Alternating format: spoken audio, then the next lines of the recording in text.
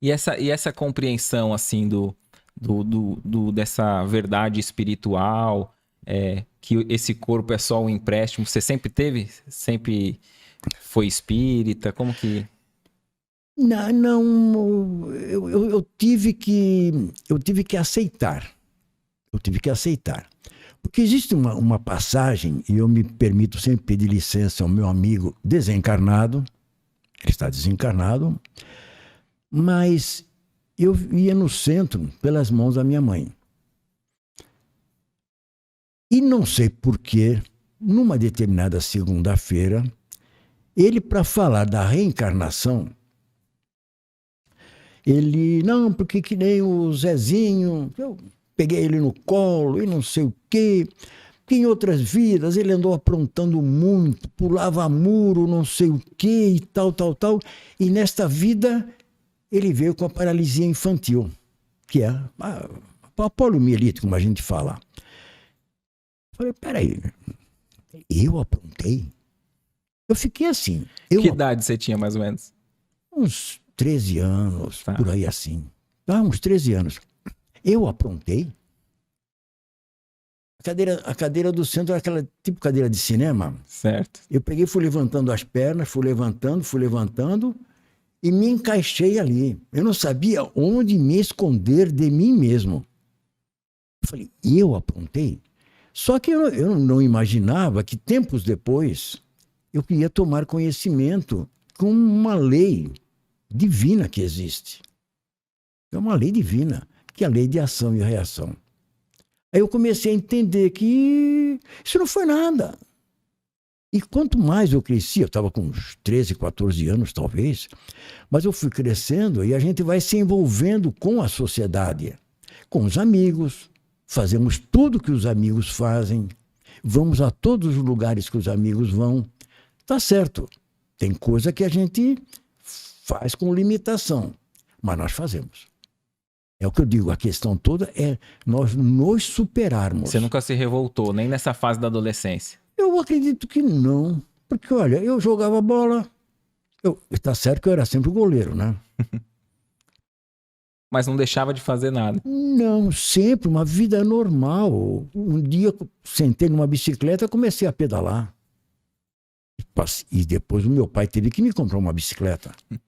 Então a vida, quando fala vida, esse corpo que nós ganhamos, que nós recebemos por empréstimo, é para nos ensinar a perceber muitas outras coisas. Que o nosso horizonte passa a ser diferente, de acordo com o que você é dentro de você. O teu horizonte vai ser mais ou menos claro, dependendo de você. Então, eu acho uma vida normal. Perfeito. Fazer tudo igual. Você citou sobre a mocidade. Depois vamos continuar essa linha do tempo aí para entender melhor. Mas você acha que mudou muito a mocidade daquela época para agora? Porque eu não tenho conhecimento assim muito de como é o movimento espírita para Santos, São Vicente, não... mas para Praia Grande, não sei se é a Baixada toda, assim, é meio, em comparação a outros estados e locais, é meio fraca, assim, vamos dizer, os jovens. Olha, eu digo que, de um modo geral... Bom, vamos raciocinar. Eu digo que o nosso discurso, ao longo do tempo, foi equivocado. Porque criava-se a mocidade espírita dando uma sala para eles se reunirem. Mas o dirigente da casa não sabia como eles se reuniam e o que eles faziam na sala. Só colocava eles lá. A gente chegava, pô, Éder, e a mocidade como é que tá? Ah, estão bem, eles estão se reunindo. Se reunindo como, para quê? Eu digo que nós perdemos esse foco.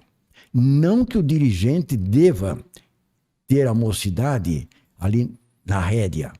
Não, mas ele tem que saber o que a mocidade faz. E nós perdemos o controle. É um equilíbrio, né? Exatamente. Nem controlar totalmente, que o jovem não vai gostar, né? Exatamente. Eu digo que nós perdemos o controle. Porque eu fiz parte de mocidade que no mês de janeiro é mês de praia, domingão, praia. Só que a gente, às 2 horas da tarde, nós estávamos reunidos com mais de 130 jovens. Mais de 130 jovens.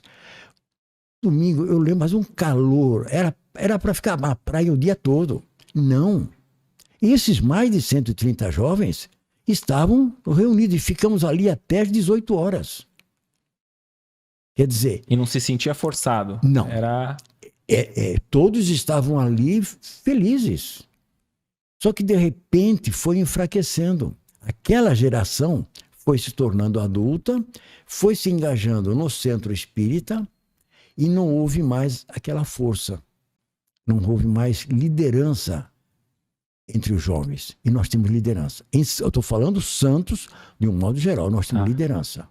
Nós tínhamos o Carlos Domingues e o Rafael, duas criaturas fantásticas.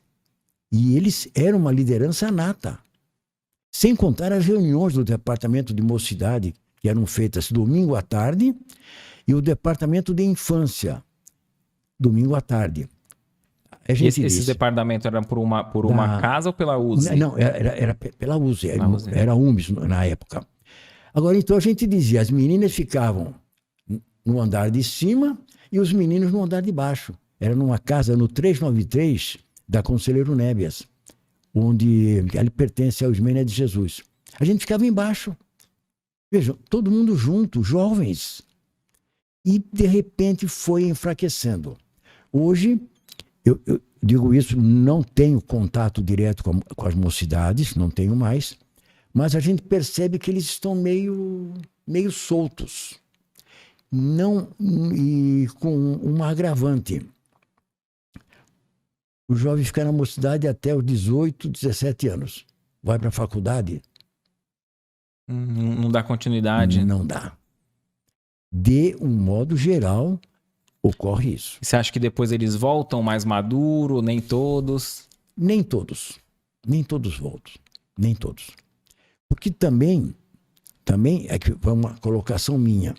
Uma colocação não, é uma observação. Que a gente também acaba sendo repórter, né?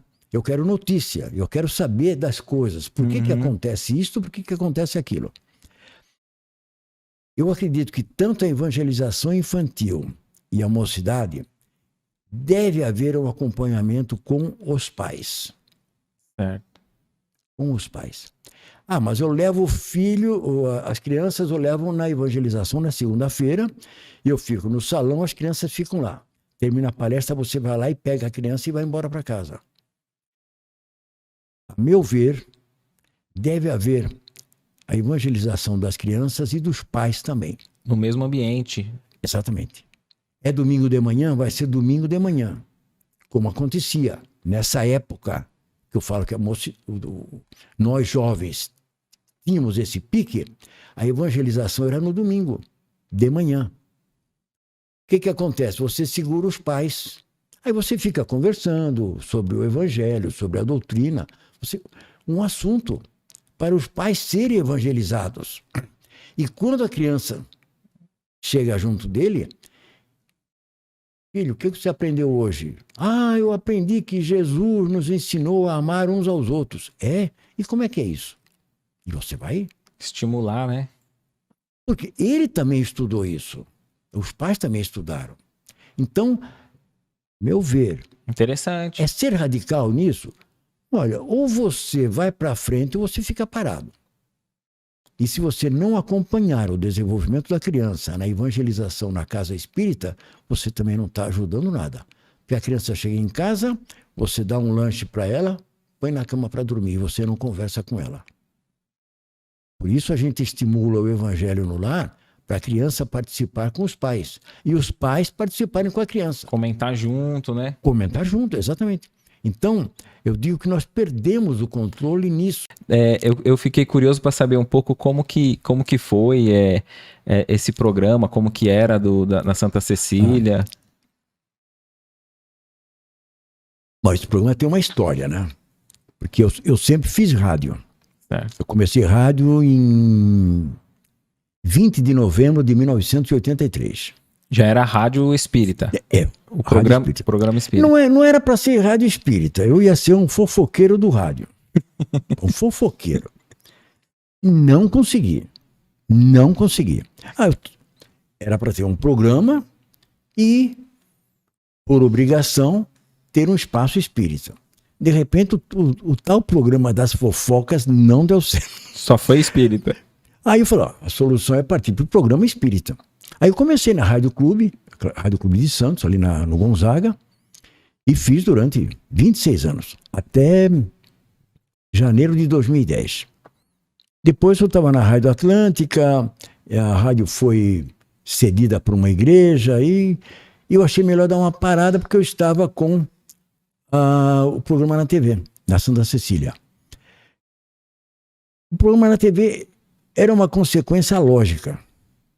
É lógico, você faz o rádio, tem que fazer a TV. E se o rádio é um vírus, esse negócio aqui é um vírus saudável, a TV é uma pandemia. Porque depois... Você diz do alcance ou... Tudo, em tudo. Porque você que está em casa, você não sabe o aparato que está aqui ao nosso redor. Imagina um programa de TV. 3 câmeras na tua frente, lá atrás, na suíte, 3, 4, 5 pessoas controlando as imagens e vai por aí. Você sentiu essa dificuldade do rádio para TV? Não. Só tive dificuldade no primeiro programa, que segundo o meu crítico, meu filho, falava que era uma pedra de gelo. Tu não se mexia.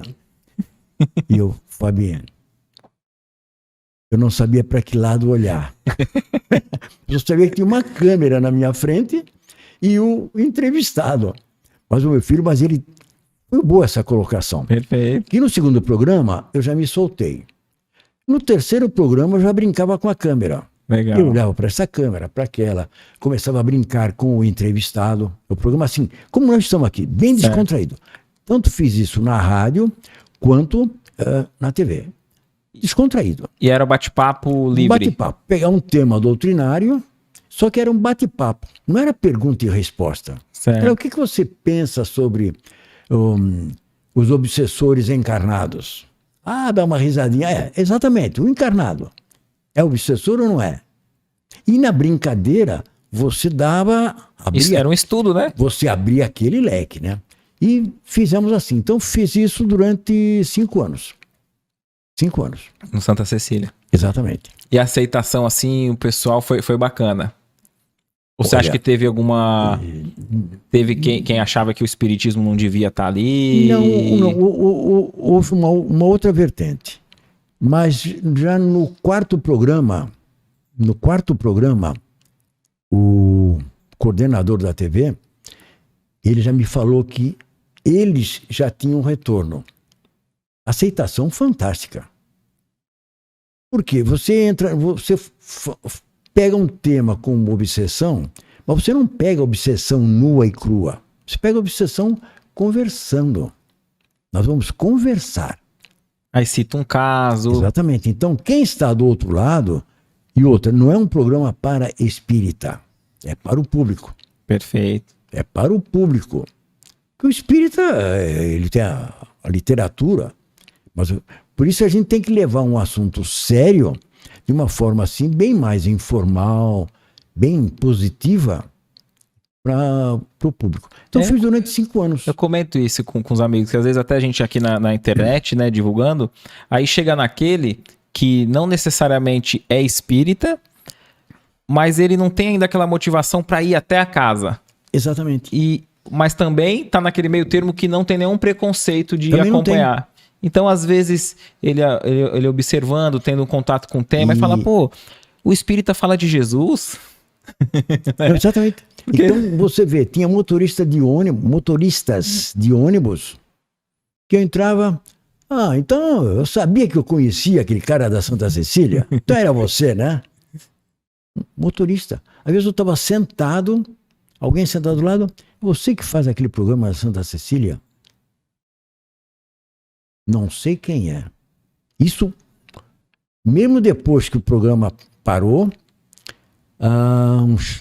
muito tempo depois, eu estava na Santa Cecília e um rapaz da Santa Cecília, que eu não lembro de ter visto ele não era da TV, ele veio falar comigo sobre o programa. Então Legal. o programa ficou marcado.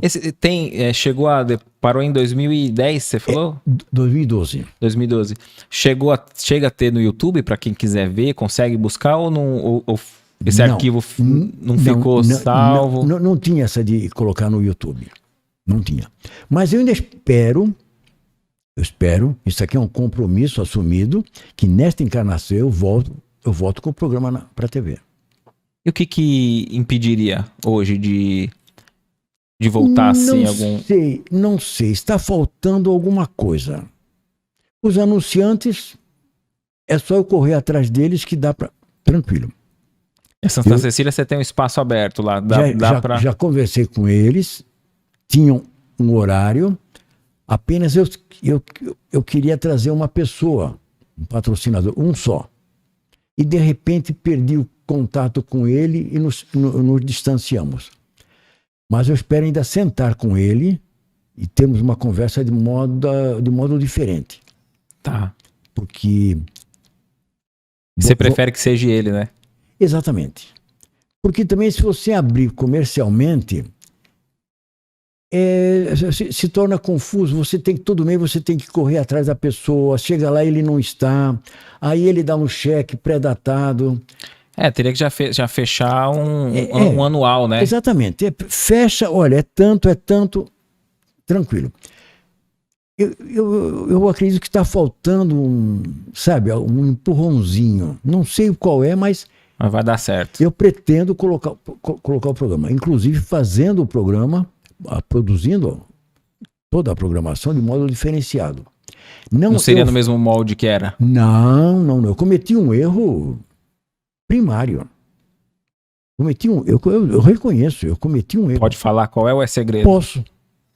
Eu abri o programa para os espíritas. Entendi. Você falava para os espíritas. E tinha a participação de espíritas e pessoas ligadas à produção do programa espíritas. Hoje não, hoje eu tenho uma produtora que eu já falei para ele, você vai se responsabilizar pelo programa. Ninguém vem falar comigo porque eu não tenho nada a ver. Eu sou apenas o supervisor do programa. E apresento. Qualquer coisa que houver, meu amigo, problema teu. A equipe sendo espírita acabava prejudicando. Não, eu não podia colocar você 2 vezes em 40 dias. O pessoal caía em cima de mim. E se fosse um nome que você gostasse de chamar e alguém... Não, exatamente. Só que tem certos assuntos que é você que fala. Você domina aquele assunto. Então eu abri muito o programa. E hoje... Você faria diferente. Eu falei, não, hoje é a produtora. Tá certo que uma pessoa da produtora é espírita. Mas ninguém vai saber. Que eu falar... E quando chegarem para você, apertarem você sobre por que convidou aquela pessoa, você vai dizer que foi a equipe de produção. Eu já vou dizendo o que vai acontecer. E como é que eu falo para falar com a equipe de produção? Olha, eles se reúnem a cada 15 dias. Qual dia, qual horário? Eu não sei. Como eu posso falar com eles? Não sei. Se blindar, né? Exatamente. Porque se vier uma sugestão que seja boa... Exatamente, acata, aceitamos. Né? Acata. As críticas são construtivas. Mas tem que estar blindado, né? Mas eu reconheço que eu errei nisso. Eu abri muito o leque. Foi por isso que parou? Foi. Porque aí eu também posso dizer, não vou citar nomes. Vamos dizer assim, a TV Santa Cecília apresentava um custo básico. Família espírita, tinha custo. Lógico. Ocupava-se as luzes, ocupava-se tudo. Tinha um custo. Mas um custo que dava para segurar. Mas eu fazia rádio também. Aí, Zé, você está numa boa, fazendo rádio, televisão. Eu não recebo nada do rádio. Pagava rádio. Não. tinha o custo da TV, não recebia nada, mas quiseram entrar na sociedade. Aí eu confesso que eu surtei. A pessoa queria estar... O problema não era você estar ali, era que não era a pessoa que estava, era ela que queria estar no teu lugar. Exatamente. E dividir as cotas de anúncio. Pelo amor de Deus. Eu surtei. Então, por isso eu digo, eu cometi um erro. A gente não deve abrir muito o leque. É um grupo restrito, que nem agora, tem essa produtora, eu já estive conversando com ele, falou, olha, a qualquer momento eu vou correr, você me segura. Porque é a produtora que vai assumir o programa. Porque senão, porque é lógico que um programa que levava consolo, esclarecimento, luz para várias pessoas, incomoda as trevas, né? Os inimigos do... Aí, então acaba achando algum modo de... E começou, e mexeu comigo de um modo que... Mas mexeu... E eu talvez inadvertidamente aceitei. Entrou na onda. Mas, pô, dinheiro, peraí. O que entrava cobria a gravação do programa, cobria o espaço na TV, e se sobrasse, ficava no fundo da gaveta. Mês que vem pode haver alguma emergência. Lógico, um fundo. Mas a pessoa já tem dinheiro rolando. E nesta encarnação, meu problema é dinheiro. Eu acho que o dinheiro é terrível. Ajuda, logicamente, nos favorece, nos dá muitas coisas, mas o dinheiro derruba muita gente. Ô Zezinho, e deixa eu te perguntar, você já lançou quantos livros? Também tem livros seus, né? Não, de 2015, 16 para cá, eu comecei a mexer com o livro. Também eu acredito que seja uma nova etapa. Até antes você não tinha feito nada? Não, tinha ideia. Sempre tive ideia. Será que não foi um modo de você lançar? Porque senão você não teria talvez feito, né? Exatamente. Há males que vem pro bem, né? Exatamente. Porque na época... E agora? Bom, 2015, 16, o Movimento Espírita Estadual queria lançar um livro com as casas mais antigas de cada região. Eu sempre vivi aqui na Baixada Santista, conheço o movimento espírita da Bertioga até Iguape, sempre convivi nisso. O material que eu mandei para São Paulo dava 90% do livro do Estado. Porque não me falaram, me manda tantas páginas. Falaram para fazer um levantamento. Eu levantei. Mas foi uma loucura. E o Rubens Toledo, um irmão nosso de Jaguariúna, ele que estava montando o livro. Aí falou, Zé, você estourou o livro. É muita... Não, isso aí não é nem a metade do que nós temos aqui na Baixada. Dava para ser mais, né? Exatamente. E eu brincando com ele. Aí ele... Não, nós vamos selecionar algumas casas e tal. Por que você não coloca isso num livro? Aí eu... Rubinho, eu sempre quis fazer isso. Só que vamos fazer? Quando ele falou, vamos fazer, aí eu tremi. Era o que faltava, né? Faltava sim, sabe?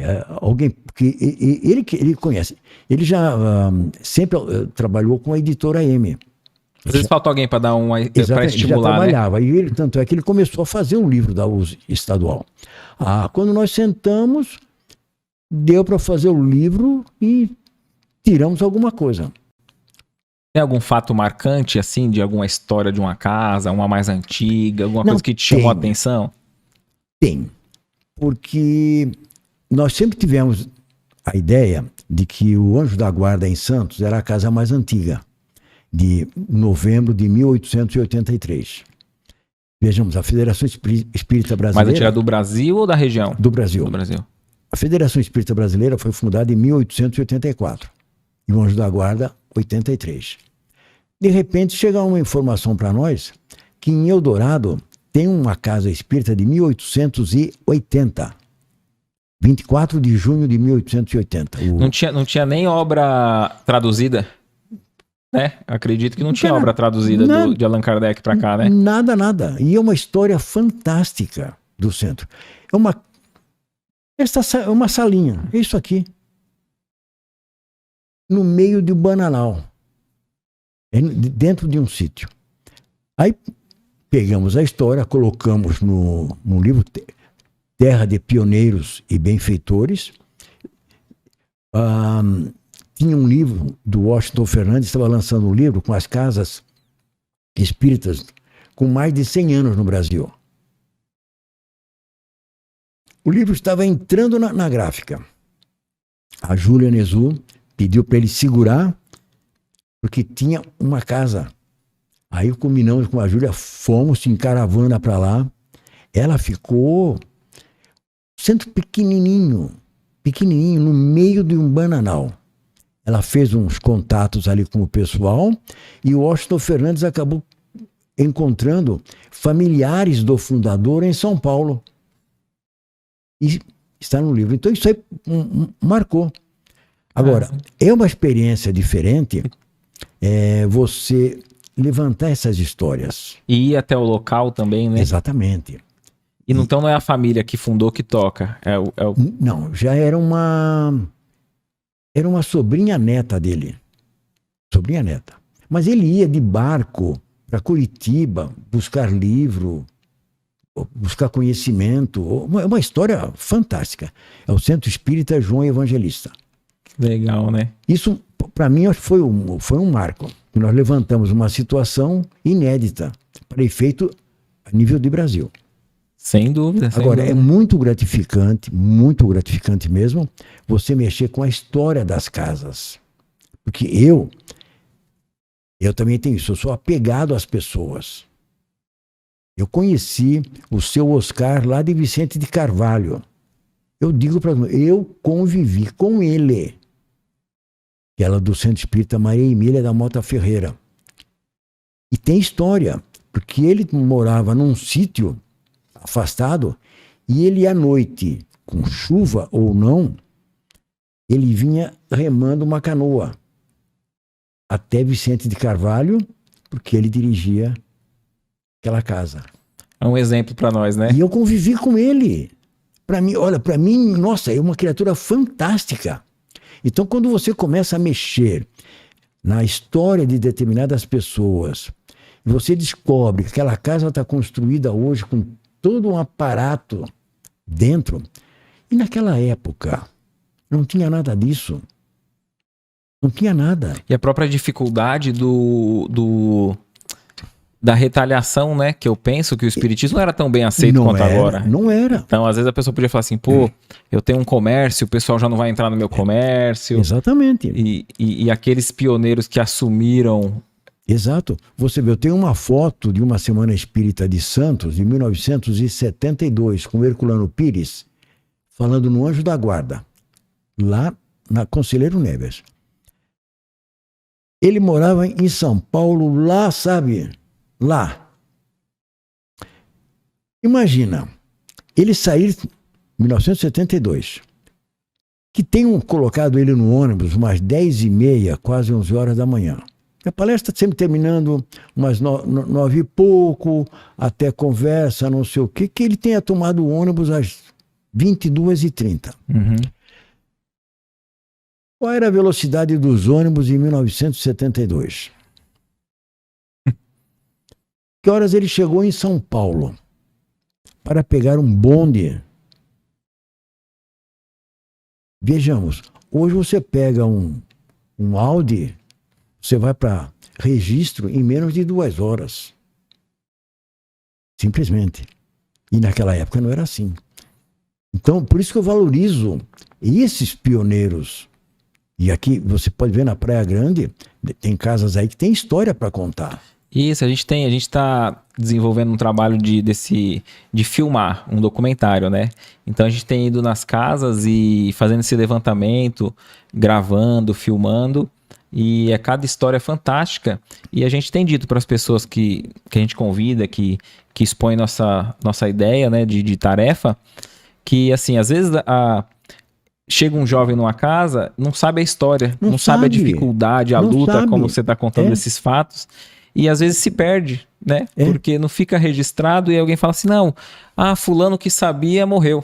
Exatamente. Ele saberia contar, mas... Você vê, tem um centro espírita em Santos, o Ângelo Prado.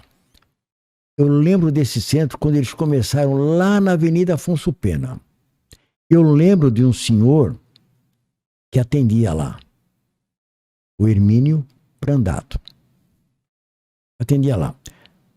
Depois dali eles compraram um terreno na rua Mirante Tamandaré, construíram uma casa, não sei o que, tal. Essa casa já tem um tempinho. Eu procurei a diretoria que eu queria dados. Eles me mandaram material muito além do que eu precisava. Eles têm tudo guardado. Tudo guardado. E fotos desse seu Hermínio. Veja só. Fotos. Fotos de quando eles fizeram a quermesse na Areia do Gonzaga. Isso lá em 1900 e não sei que ano. Tinha quermesse na Areia do Gonzaga. Eles têm fotos, tudo guardado. E essas fotos você registrou em arquivos? Não, eles têm tudo arquivado. Com eles, né? E já passaram para mim. Ah, tá. As fotos. Digitalizado. Curiosamente, tem o Hermínio Prandato. De repente, eu estou dentro de um táxi. Não sei, estão falando lá, porque eu também escrevo um livro contando a história das casas espíritas, não sei o que. O meu avô era espírita. Quem era o teu avô? Hermínio Prandato. Pô. O Hermínio, eu lembro dele. Eu lembro até da empresa que ele tinha ali na Rua da Constituição, esquina com a Campos Sales. Tem o Hermínio Prandato Júnior, o pai dele, e ele é Hermínio Prandato Neto. E conversa vai, conversa vem. Ele ficou com o meu telefone e a gente tem se falado. De repente ele aparece, passa uma mensagem, uma foto do pai dele no Mensageiros da Luz, lá no Lar Mensageiros da Luz. O pai dele era voluntário lá. E ele com a Pita, é a interna mais antiga que tem lá. Aí, interessa para o senhor? Eu falei, claro que me interessa. E é curioso que você já olha como um diamante, né? Que poucos conseguem enxergar, né? Uma matéria que saiu no suplemento da Tribuna, era a Tribuninha, em novembro de 1988. Falei, manda para mim. Então, vejamos, você começa a mexer e vai descobrindo histórias fantásticas. Que tem que estar registrado, né? Exatamente. Você vê que nem essa aí, do Ângelo Prado. Eles têm fotos de pessoas, inclusive, que eu lembro delas. Porque eu também tenho isso. Eu memorizo bem as pessoas. E eu guardo na lembrança. Então, mexer com esse livro, Terra de Pioneiros e Benfeitores, é fantástico. Embora que eu já tenho muito material, eu acredito que já para o Terra de Pioneiros 2 e para o 3 também. Tá, Maria de Fátima pergunta em que casa espírita você desenvolveu sua mediunidade e como que eram na época os estudos? Ela pergunta. Não, eu faço parte do Núcleo Espírita O Consolador, em Santos, ali na Vila Matias. A casa, veja bem, sempre teve uma característica. Até hoje, quer dizer, até antes da pandemia. A casa não era voltada para o estudo mais light. Antes das reuniões sempre havia uma leitura, um comentário assim, porque a casa sempre se prestou, Maria de Fátima, para o atendimento espiritual. Tentou-se montar uma mocidade espírita com 15 jovens, mais ou menos. Não é esse o caminho. A casa é atendimento espiritual. Então, mesmo nas reuniões mediúnicas, há sempre, antes da reunião, há um estudo. uma leitura de um livro. Uhum. Às vezes, o livro dos médiuns. Tem um livro muito bacana sobre mediunidade, do Inácio Ferreira. Tem um livro psicografado pelo Bacelli, do espírito do Espartaco, de São Paulo, lá do Centro Espírita Batuíra. Então, sempre um livro desses que foca a mediunidade para as reuniões mediúnicas. Isso, o estudo que se fez lá sempre foi assim. Agora, não quer dizer que não se estude. Você tem recursos. Você acompanha a literatura espírita em casa, você lê, você acompanha os lançamentos também. E é curioso você disse sobre a casa espírita. Tem casa que tem a sua própria identidade? Porque você fala assim, às vezes não se deu nisso, tem outra que já é mais focada só no estudo. Outras é para assistência social. Isso. E nós lá, é interessante, tentou se formar um grupo de estudo para estudar um livro do... André Luiz? Não, Manuel Filomeno de Miranda. Um livro... Não lembro agora o nome. Um livro fantástico. Painéis da Obsessão? Para os médiuns, fantástico livro. Aliás, todos os livros do Manuel Filomeno ajudam bastante. Começamos. 2 meses e pouco foi enfraquecendo, ficou um só. Então a casa não tem essa tendência. A tendência é que nem hoje, até antes da pandemia, havia uma troca de literatura, todo mundo ia para o centro com um livro na mão, trocando livros. Isso, um incentivo grande, mas Entendi. não assim uma programação de estudo. Entendi. Porque essa questão de estudo na casa também é interessante. Fala-se muito em grupos de estudo e estudar e tal. Acontece que, aí também, desculpem, doutrina espírita não é para ser conhecida, é para ser vivenciada.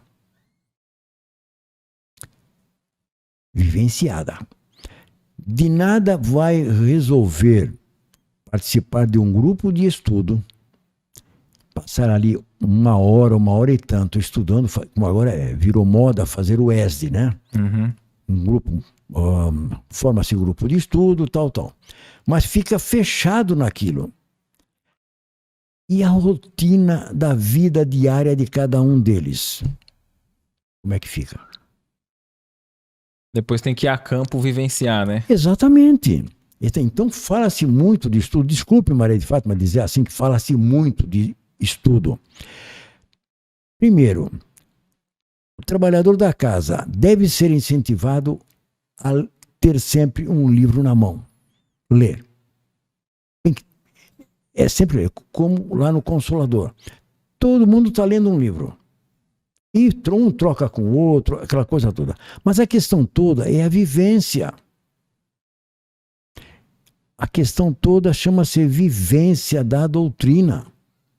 Esse que é o grande problema. É o grande problema.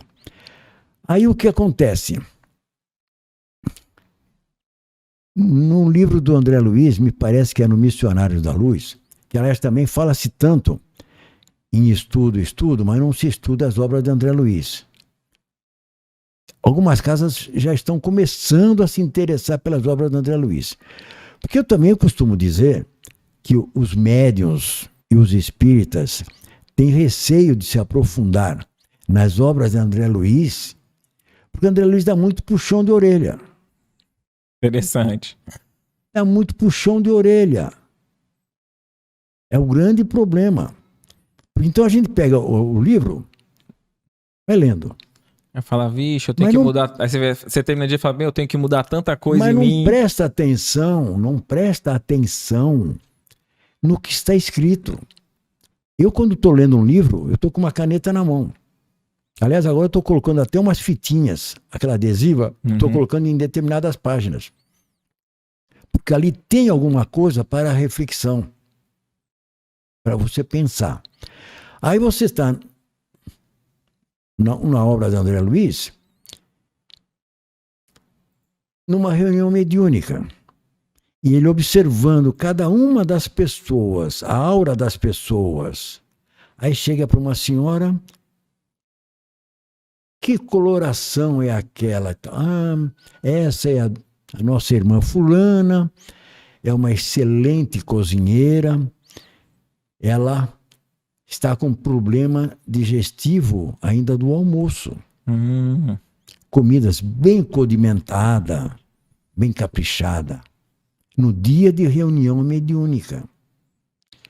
Aí vai indo, e isso aqui é fulano e tal, é um jovem, casado, não sei o que, tal. Aí, termina a reunião, vão com ele até a casa dele. Aí eu digo, vocês já pensaram? Você sai do centro com aquela cara de anjo e chega em casa, bom, tem janta? Ah, tá no micro-ondas.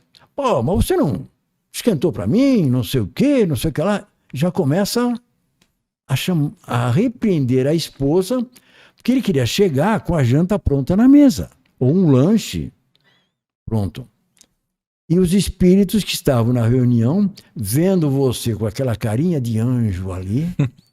Aquela nossa máscara que a gente põe para ir para o centro, exatamente, saiu da porta, a gente tira, né? Exatamente.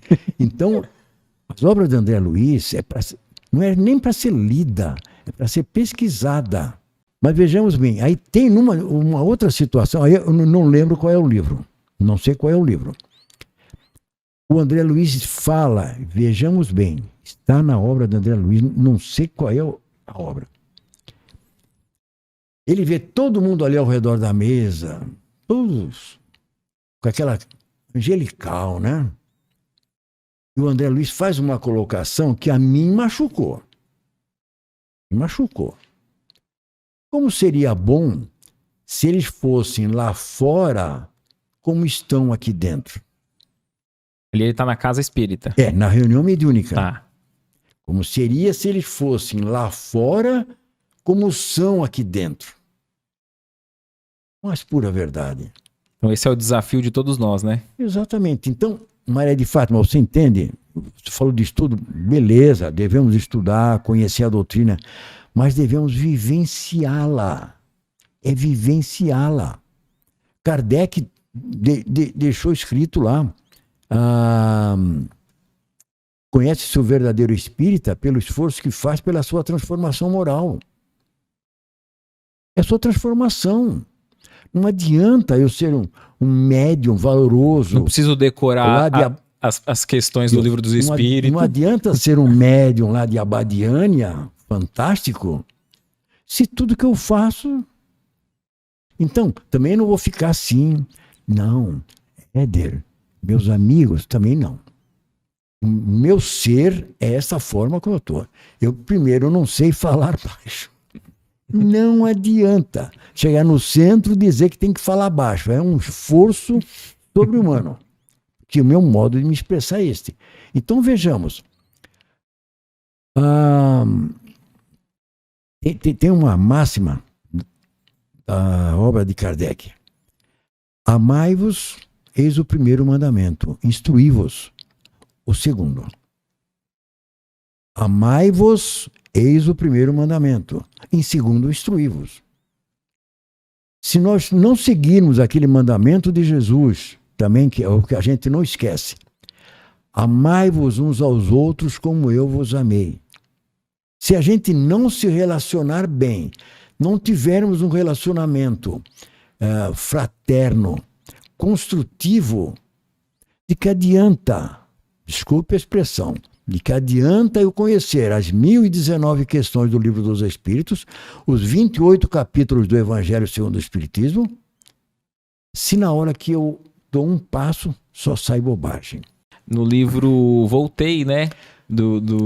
Bem lembrado. Do irmão Jacó, né? Que ele... Bem lembrado. Ele diz sobre o espanto que ele tem, né? Bem lembrado. Um livro para ser lido e estudado e todo ele riscado. Eu voltei. Por quê? O irmão Jacó foi uma criatura, um empresário no Rio de Janeiro, milionário, muito bem sucedido na vida. E dedicou a vida dele ao bem e ao próximo. Fez parte da Federação Espírita Brasileira. Ele, acho que era médium, psicógrafo lá na federação também. Quando você começa a ler o livro Voltei, olha, Bezerra de Menezes veio recolhê-lo no seu desencarne. Teve que praticamente puxá-lo, porque ele não conseguia se desvencilhar lá de trás. Tal era a vibração que ele estava imantado com aqueles que estavam ao redor do caixão dele. Ele teve dificuldade em se locomover. Apegado na matéria. Exatamente. Ah, mas ele era espiritualizado. Claro que era. Espiritualizado muito. Mas teve dificuldades. Aí você vai no segundo capítulo. No segundo capítulo, logo na segunda página, tem um texto também que a mim machucou. O irmão Jacó, o Federico Figner, me desculpe, mas ele me machucou. Engano seus espíritas pela caridade que fazem na terra. O comentário é esse. Os espíritas se enganam com a caridade que eles fazem na terra. Acho que estão comprando um pedacinho no céu. Exatamente. Parece que a doutrina espírita troca. É uma imobiliária. Olha, você distribui o sopão lá na rodoviária. Só para fugir do umbral. Só que não é assim distribuir o sopão. Quero ver. Você distribui sopão. Eu quero ver você sentar. Olha, sentar na calçada. Sentar na calçada com ele e comer com ele. Porque eu passei por isso. Eu passei. E até hoje, quando eu vou na rodoviária de Santos, eu quando vejo aquela escada, olha, eu me derreto todo. Porque não sei como eu sentei do lado de uma senhora, segurei as mãos dela e dei-lhe um beijo na testa. Puxei ela. Até hoje eu guardo essa imagem. Eu fiz isso. Você consegue. Você consegue. Então veja, talvez eu nunca saí distribuindo mais o sopão, essa coisa toda, mas talvez esse gesto que houve ali valeu. Quebrou meu silêncio interior. Então essa é a transformação que faz. A partir dali, eu passei a cumprimentar. Na rua, vem alguém lá. Ah, meu amigo, eu dou um tapinha no ombro. Ah, meu amigo, eu estou sem trocado nenhum aqui. Pô. Dizem que a gente tem que dar uma moeda, mesmo que ele esteja alcoolizado. Mas, não sei. Às vezes é mais esse olhar humano, né? Eu não gosto. Eu prefiro, meu amigo, outra hora a gente se encontra aí. Tá bom? Eu prefiro fazer isso. Quebra esse gelo que tem dentro de nós. É onde você tem que mudar. É onde o irmão Jacó diz: enganam-se os espíritas pela caridade que fazem na terra. Eu acho terrível. Aí vocês vão pensar, bom, você faz isso? É um exercício. Passa lá, sempre eu virava a minha esquina, sempre tinha um sujeito ali deitado na calçada. Aí, meu amigo, tudo bem? Aí, companheiro, o senhor tá bom? Tudo bom, vai com Deus. Às vezes não é nem ficar dando regra, lição de moral. Dá um oi pra ele. Ficar na mesma altura. Dá um tapinha no ombro dele. Bater um papo sobre algo do cotidiano, né? Eu sempre passava ali, ele estava se deitando. E eu sempre brincava com ele. E ele me mandava ir com Deus. Veja só. Eu trocando palavras com ele, ele dizendo para Deus ir comigo. Veja o que eu ganhei. E o que você pode ganhar. O caso parecido com esse que você fala de ir com Deus, né? Do Chico Xavier, né? Que ele estava passando apressado para ir pro trabalho, se eu não me engano. E uma moça chamou ele para dar algum recado, ou pedir uma oração, alguma coisa. Ele falou, na volta depois, e passou correndo. Aí o Emmanuel aparece para ele, E a mulher brava, porque ele não parou, né? Aí ele falou, volta lá, o Emmanuel. Aí ele volta, atende ela, tal. Aí quando ela sai, ela fala, vai com Deus. E aí ele vê aquelas vibrações de amor vindo pra ele, né? Aí o Emmanuel lembra, olha para lá. Quando ele olha, está irradiando dela tudo isso. Então, isso é doutrina espírita. É você sair daqui melhor do que você chegou. Porque, veja bem, Maria de Fátima, não estou contrariando você, não. Longe disso. Mas nós temos que nem o Éder lembrou esse livro, Voltei. Uhum. É um livro fantástico. Eu estou falando do André Luiz, mas tem o Voltei e tem outros. Tem outros livros. O próprio Inácio Ferreira, ele relata de um hospital na espiritualidade para receber os espíritas. Espera aí, quer dizer que depois de 50 anos no centro espírita, aplicando passe, recebendo espírito, dando comunicação e fazendo, você quando desencarna, o teu corpo fica aqui, doente. E você, espírito, doente. Como é que fica isso? Algo não tá certo, né? Aí, só para finalizar, eu tenho uns escritos lá. Também não sei o que eu vou fazer com esses escritos. Porque é que negócio, a gente começa a escrever e vai escrevendo e tá lá. E tá lá, eu denominei momentos. Momentos.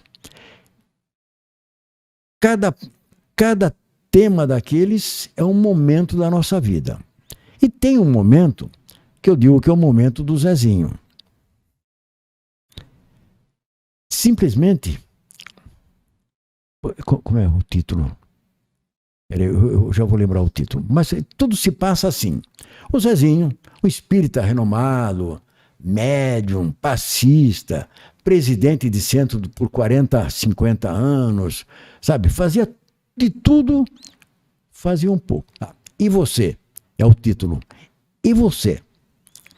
Aí um dia o Zezinho desencarna, né? Aí chega lá,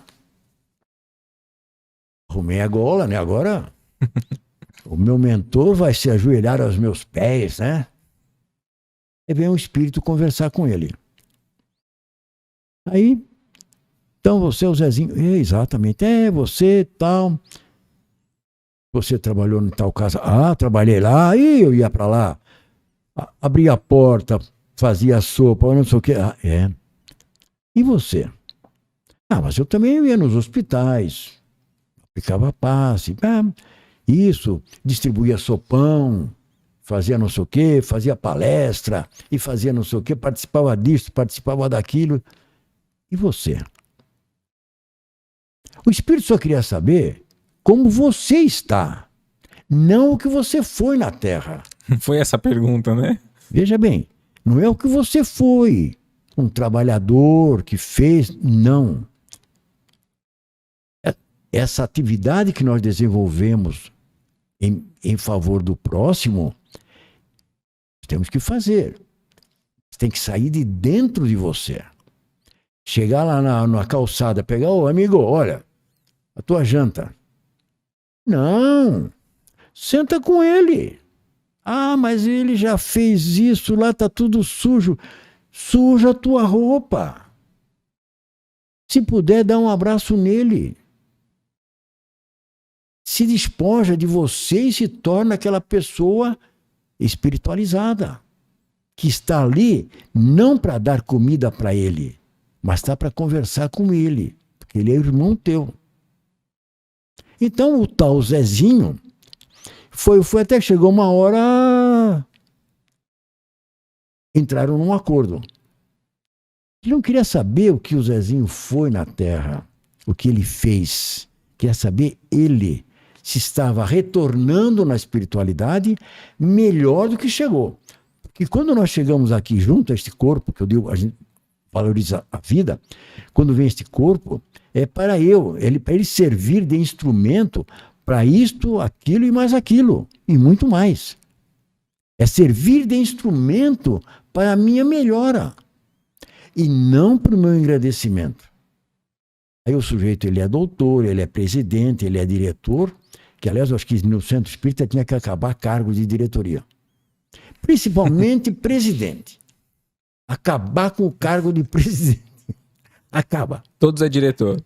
É todo diretor, é coordenador. Mas acaba despertando até uma liderança natural, né? É. Independente do que tá no papel, a própria personalidade, né? Tem uns que é mais Exatamente. proativo, outros não, né? Exatamente. Então tem aquela pessoa mais assim, vai mexendo e tal. Acabar com os títulos.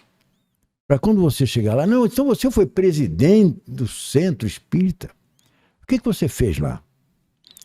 Presidi tantas diretorias e tal, abria a porta, fechava a porta.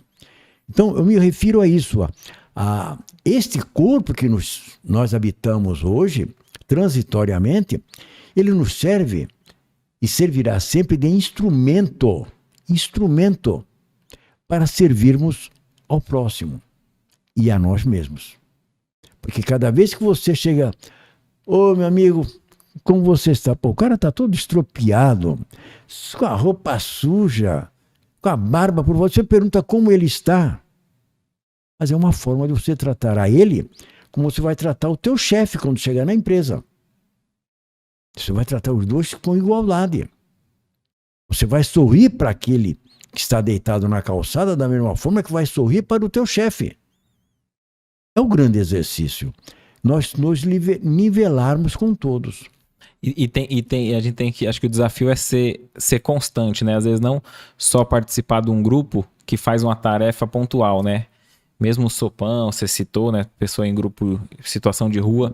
Porque às vezes a gente vai lá naquele local, é cristão, né? E volta, aí passa lá no outro dia que não tá com o grupo de tarefa, né? Saiu do personagem, né? Encontra com a mesma pessoa. Qual seria a tua reação? Esses dias eu tava passando no centro aqui no Boqueirão, né? E aí um rapaz viu uma tatuagem na minha perna. Pô, essa tatuagem aí. Aí eu tava com a minha filha, parei. Falei, é uma fênix, tal. Expliquei um pouco o porquê, a tatuagem e tal. Ele conversou, falou, deve ser tanto, não sei o quê. Mostrou a dele. Que aqui também dói, na canela e não sei o quê, tal. Trocou uma ideia, não me pediu nada. E eu vi o sorriso no rosto dele. Exatamente. Só de eu ter conversado assim. A atenção que deu. Exatamente. De igual ali. É isso. Então, veja bem, a doutrina espírita e a literatura espírita, em especial a literatura, serve para nos alertar. Esse negócio. Você, quando vai chegar lá, ninguém vai querer saber que cargos você ocupou, qual a liderança que você representou. Mas vão querer saber você. Que eles trouxeram você para cá. Ficou na espiritualidade X tempo, sendo preparado para um dia reencarnar. Encontraram o casal adequado. Receberam como filho. Encaminharam pela vida. E você volta pior, com outros débitos assumidos, além dos que nós já temos. Eu, quando me falam de vidas passadas, eu fico... Não, deixa lá. Não quer nem saber, né? Deixa lá. Não mexe, porque se mexer, estraga esta. Por quê? Mas você... Não sei o que eu fui. Eu sei que coisa boa não foi. Ô Zezinho, você falou sobre a tarefa, né? Às vezes é um casal, a constituição da família, tal, que já é planejada, né? Um filho. E a tarefa na doutrina, no movimento, vamos supor, você sente que esse teu trabalho que você vem desenvolvendo até hoje estava estipulado, determinado no plano espiritual? Ou... Eu acredito que sim. Porque eu digo o seguinte, embora que hoje também eu esteja meio que, não digo me afastando, eu estou meio... Mudou o ritmo. Mudei o meu ritmo. Eu e o movimento espírita. Não é me retirando. Eu estou querendo me afastar. Me dedicar a outras tarefas. E tá conseguindo? Estou. Porque parece que você tem bastante planejamento ainda, né? Tem muito chão pela frente. Aí o que acontece? Até 1999, o meu sonho era ser vereador. Estava programado reencarnatoriamente eu ser vereador. Tinha até um assessor. Já tinha contratado o assessor. Mas aquilo estava me machucando. Se por um lado eu dizia que eu vou ser, e eu, inclusive eu digo que quando eu lembro que quando criança, quando eu passava o bonde 19, parava num ponto do lado da prefeitura, eu olhava para aquele prédio e ficava extasiado. E no dia que eu ocupei o microfone da Sala Princesa Isabel, olha, eu não vou esquecer nunca mais. Foi um momento de uma emoção. E tanto é que eu pedi licença aos vereadores presentes em ocupar aquele microfone. Foi até uma cena assim. Mas era o meu sonho. De repente nós tínhamos o médium Reinaldo Leite, a gente trazia sempre ele aqui para a Baixada. Vinha aqui para Praia Grande, o Litoral, Vale do Ribeira. O Edgar fala muito dele. Exatamente. Eu nunca pedi uma orientação para ele. Mas eu era uma espécie de segurança. Eu ficava do lado dele. Quando chegava 10 minutos, 15 minutos para a palestra, eu pegava ele pelo braço. Bom, gente, agora parou o autógrafo. Parou. Pegava ele pelo braço, sentava lá na frente. É aquela blindagem necessária, né? E eu sentava do lado dele. E eu ficava ali quietinho e ele também. Um dia, Reinaldo, está passando isto assim, assim, assim. Isso, eu estou agoniado. Ele deu uma risadinha marota. Não, confirma depois o teu telefone lá com a Regina, que era da equipe. Aí eu recebi uma psicografia. Sabemos que o irmão não sei o que, mas cabe a você tomar essa decisão. Porque eu quando lá estive e tal, portanto, cabe a você tomar a decisão. Eu não sei que tanta gente procura os médiuns. Porque eu falei com ele, ele me mandou fazer. E nunca, nem o Reinaldo, que a gente tinha mais intimidade, foi traçar teu rumo, né? Cabe a você tomar essa decisão. E eu tinha que me filiar ao partido. Eu tinha que me filiar. E o diretor lá, membro do diretório, estava no meu calcanhar. E eu não queria. Mas eu queria. Bezerra de Menezes foi. Freitas Nobre foi. Campos Machado foi. Campos Vergal foi. Todo mundo é, porque eu não. Isso. Aí chegou um dia. Só naquele duelo interno, né? Tava. E vinha me azucrinando. Aí, um dia, vou deitar. Sentei na borda da cama. Que eu não sei o nome do meu grande guardião. Teimoso, que ele é muito teimoso, viu? Me acompanhar tem que ser um espírito muito teimoso. Eu mentalmente comecei, Zé, tu me arrumou essa, eu não sei que decisão tomar, não sei o que fazer, como fazer, de que forma fazer. Resolve você, porque eu tenho que resolver isso o mais rápido possível. Tal. A conversa com ele foi essa. Você intimou, né? Eu intimei. Profit. Eu lembro que eu adormeci instantaneamente. Foi uma noite dormida. De manhã eu acordei com uma vontade doida de procurar o diretor lá do partido e dizer não. O que aconteceu nessa noite, ele não me contou. Você não sabe até hoje. Só sei que eu decidi. Você não sabe nem para onde foi, né? Vejamos a ação da espiritualidade. Eu trabalhava na Codesp, ali na Riachuelo, esquina com a Praça Mauá, onde hoje está a Polícia Federal. Do lado era o Banespa. Chegou mais 11 e pouco da manhã. Gente, eu vou no banco, vocês querem alguma coisa de lá e tal? Tá? Fui no Banespa. Peguei o dinheiro. Quando eu estou para descer a escada, o Francisco vem subindo. Zezinho, vamos assinar. Esse Francisco era quem? Eu, membro do diretório. Tá. E eu fiquei olhando para ele. Nos abraçamos. Zezinho, vamos preencher a ficha? Nesta encarnação, não. Zezinho, não. Decidido. Não. E eu fiz essa opção. Não se arrepende? Não me arrependo.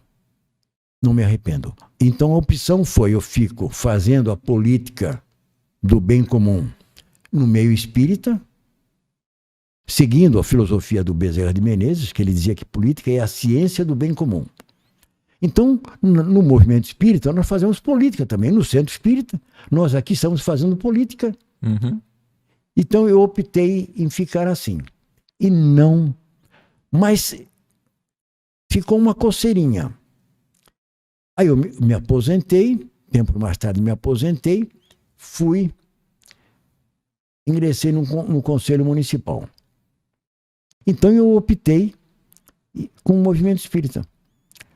Nesse tempo todo, hoje eu estou nesse processo me afastando gradativamente, não vou me afastar, mas vou me dedicar mais a livros que é muito saudável.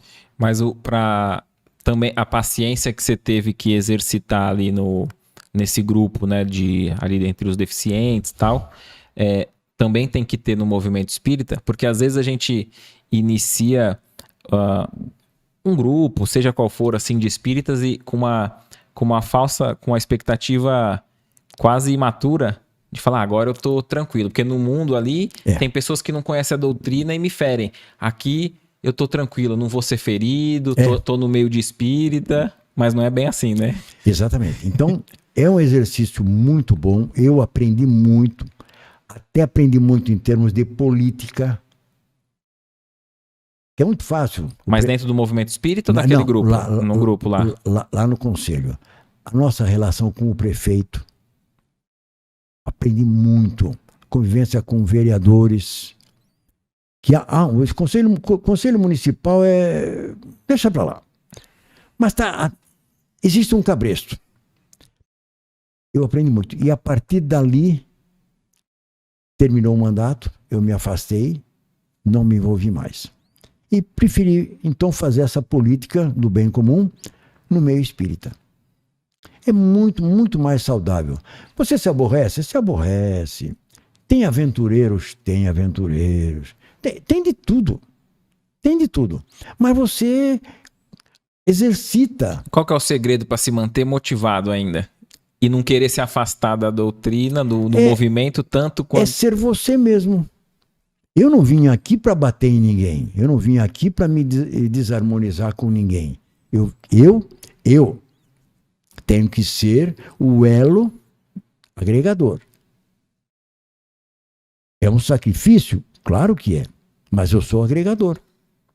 Tanto é que o pessoal brinca comigo. Nós temos um grupo em Santos, um grupo interreligioso.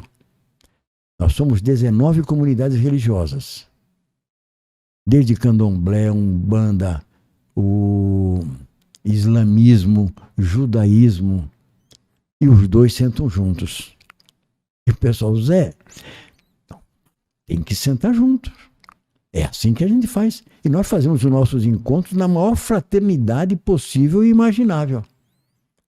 Interessante então, você tocar nesse assunto. Não, veja bem. Qual que é a importância disso, hein? Quebrarmos as barreiras. Quebrarmos as barreiras. O Islã não é diferente do judaísmo. Que a gente estava com a ideia aqui no podcast de convidar também. Assim, para falar. Só uma coisa. Vê se o colega já está lá embaixo. Isso, porque se ele quiser subir. Você fala com ele e vê. A gente já vai encerrando. Não, fica tranquilo. Mas tem um assunto aí, dá pra gente entrar legal. Fica à vontade. Por mim eu fico. Se você... Não. Vamos finalizar esse como último? A questão é ele... Tá. Quanto tempo a gente avisa ele? Mais quanto tempo? Mais uns 15 minutos. Tá. 10 minutos. Tá bom. Por aí assim. Então a gente finaliza esse assunto e encerra, né? Não, para você ver. Não quer dizer que Não, todos nós devemos ser agregadores. Não é porque você não concorda comigo que eu vou ser teu inimigo. Não, pelo contrário. Muito pelo contrário. Existe uma frase, aliás, aqui uma dica muito bacana. Eu sou apaixonado por Fórmula 1. Nunca entrei num carro de Fórmula 1. Assisti corrida em Interlagos, mas nunca entrei. Existe um filme, Rush, Duelo de Rivais. É, a trajetória do Niki Lauda. Mostra o acidente dele. Ele ficou desfigurado, tudo, tal, tal. No final do filme, olha, ele tem uma frase, eu corri, anotei. Isso você encontra na Netflix. Ele diz pro rival dele, o James Hunt, que os dois estavam disputando segundo por segundo. O James Hunt era um playboyzão. Chegar na pré-temporada, ele tá com o jatinho ali, com as meninas. E o Niki Lauda com o jatinho para ir lá, não sei para onde, para fazer a pré-temporada. Uhum. Que é o carro novo, tem que treinar, não sei o que e tal. E há um diálogo entre eles. Aí ele está se afastando, o Niki Lauda chama ele. Essa frase é para anotar. Os sábios aprendem mais com os inimigos do que os tolos com os amigos. Veja, os sábios aprendem mais com os inimigos do que os tolos com os amigos. Então vejamos essa diversidade que nós temos de pensamentos dentro do centro espírita.